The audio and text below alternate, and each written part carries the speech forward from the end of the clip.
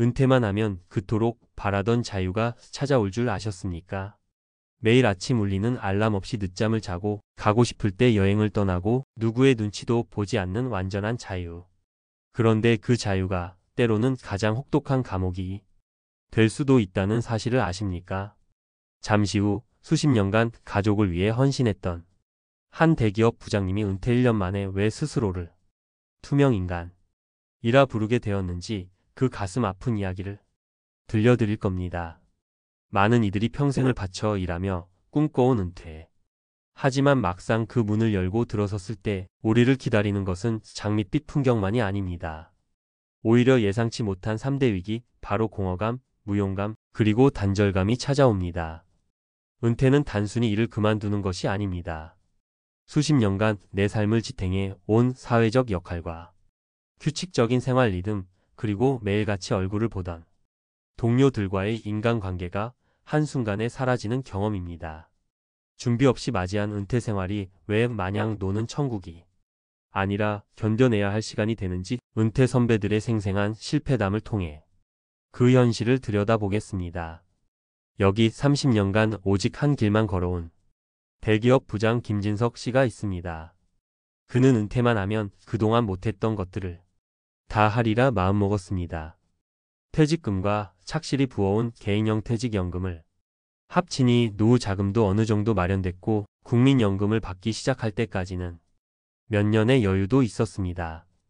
그는 퇴직 후 첫 몇 달간 아내와 함께 유럽 여행을 다니고 평일 오전에 골프를 즐기며 그야말로 꿈같은 시간을 보냈습니다.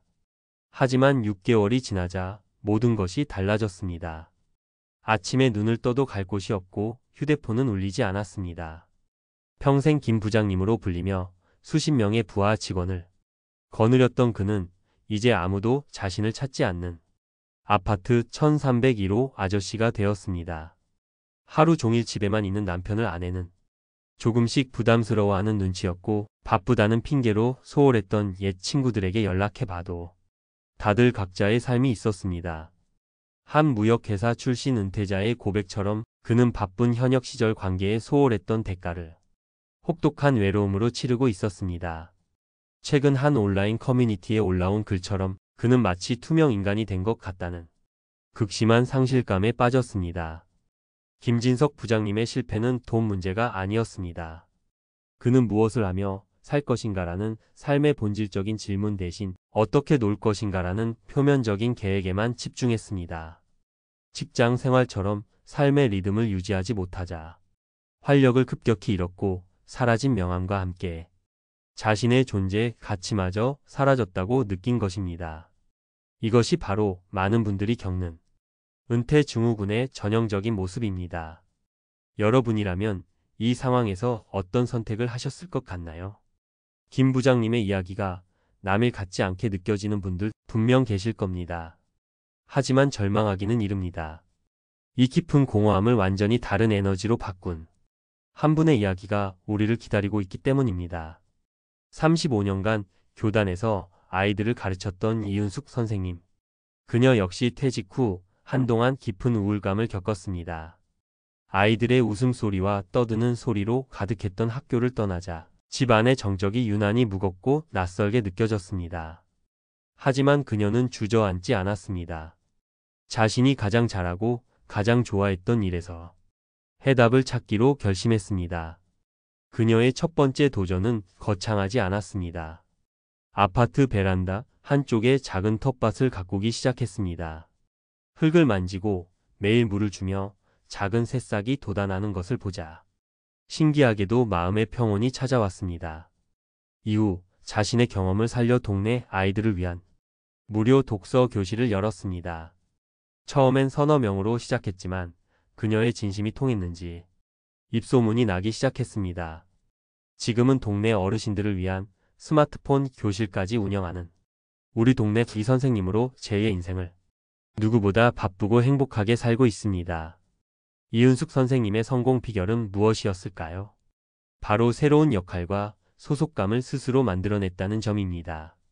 한 은퇴자가 텃밭 가꾸기와 글쓰기로 내면의 공허함을 채웠다는 경험담처럼 그녀는 가르침이라는 자신의 주특기를 활용해 세상과 다시 연결될 다리를 놓았습니다. 은퇴는 모든 것의 끝이 아니라 새로운 방식으로 세상에 기여하고 나의 가치를 증명할 또 다른 기회임을 그녀의 삶이 보여주고 있는 것입니다. 자, 지금까지 우리는 너무나 다른 두 분이 은퇴 후 첫 해를 살펴봤습니다. 이들의 차이는 무엇이었을까요? 왜 누군가는 방황하고 누군가는 새로운 행복을 찾게 되는 걸까요? 그 원인을 알면 우리도 길을 찾을 수 있습니다. 진짜 문제는 수십 년간 회사라는 시스템에 맞춰 살며 나 자신을 돌보는 법, 나 자신과 대화하는 법을 잊었다는 데 있습니다. 일과 나를 동일시했던 오랜 습관이 은퇴 후 정체성의 위기라는 무서운 이름으로 우리를 찾아오는 것입니다. 그렇다면 이 위기를 극복하고 행복한 인생 이막을 열기 위한 핵심 열쇠는 무엇일까요? 세 가지를 꼭 기억하셔야 합니다. 첫 번째 열쇠는 바로 삶의 리듬을 다시 설계하는 것입니다. 한 전문가가 삶의 리듬 새롭게 맞추기라고 표현했듯 직장 생활처럼 아침에 일정한 시간에 일어나고 가벼운 산책이라도 하며 하루를 시작하는 것이 정말 중요합니다. 아무런 계획 없이 늦잠을 자고 소파에 누워 TV만 보는 생활이 길어지면 몸과 마음은 걷잡을 수 없이 무너집니다. 규칙적인 생활은 신체적 활력을 유지하고 심리적 안정감을 주는 가장 기본적인 토대입니다. 두 번째 열쇠는 쓸모를 재정의하고 배움을 시작하는 것입니다. 은퇴 후 가장 큰 두려움 중 하나는 이제 나는 쓸모없는 존재가 되었다는 느낌입니다. 이를 극복하는 가장 좋은 방법은 바로 공부입니다. 거창한 학위나 자격증이 아니어도 좋습니다. 동네 문화센터에서 기타를 배우거나 온라인 강의로 평소 관심 있던 역사를 공부하는 그 과정 자체가 삶의 새로운 활력이 됩니다. 전문가들은 공부가 세상과의 단절감을 극복하게 해주고 변화에 뒤처지지 않고 있다는 자신감을 심어준다고 조언합니다. 배움은 새로운 관계를 만드는 가장 훌륭한 기회이기도 합니다. 세 번째 열쇠는 과거의 나와 화해하고 새로운 서사를 쓰는 것입니다. 과거의 직함, 과거의 성과에 얽매여 현재의 나를 위축시킬 필요가 없습니다. 이제는 스스로에게 이렇게 말해줄 시간입니다. 나는 내 자리에서 최선을 다해 성실하게 살았다. 그걸로 충분하다. 그리고 이제는 인생의 새로운 이야기를 쓸 시간임을 받아들여야 합니다. 소소한 일상에서 감동을 찾고 해보지 않았던 새로운 경험에 나 자신을 열어두는 개방적인 태도야말로 행복한 은퇴 생활의 핵심입니다. 물론 이 모든 것을 뒷받침하기 위해 안정적인 노후 자금 준비는 아무리 강조해도 지나치지 않습니다. 국민연금, 퇴직연금, 개인연금을 착실히 준비해서 소득 절벽이라는 현실적인 공포를 막아내는 것은 매우 중요합니다. 든든한 재정은 새로운 도전을 가능하게 하는 버팀목이 되어주기 때문입니다. 하지만 오늘 우리가 확인했듯이 돈만으로는 결코 채울 수 없는 삶의 영역이 분명히 존재합니다. 은퇴는 멈춤이 아닙니다. 마침표가 아니라 쉼표이자 새로운 장을 여는 전환점입니다. 은퇴하고 마냥 노는 것은 길고 긴 인생에서 잠시의 휴식일 뿐 삶의 최종 목표가 될 수는 없습니다. 진짜 행복은 나만의 새로운 리듬을 만들고 끊임없이 배우고 세상과 교류하며 나 자신만의 새로운 이야기를 써내려가는 바로 그 과정에 있습니다. 당신의 인생 이막은 이제 막 첫 페이지를 넘겼습니다. 앞으로 어떤 멋진 이야기로 이 책을 채워나갈지는 오롯이 당신의 손에 달려 있습니다. 오늘 이야기가 여러분의 인생 이막을 준비하는데 작은 등불이 되었기를 바랍니다.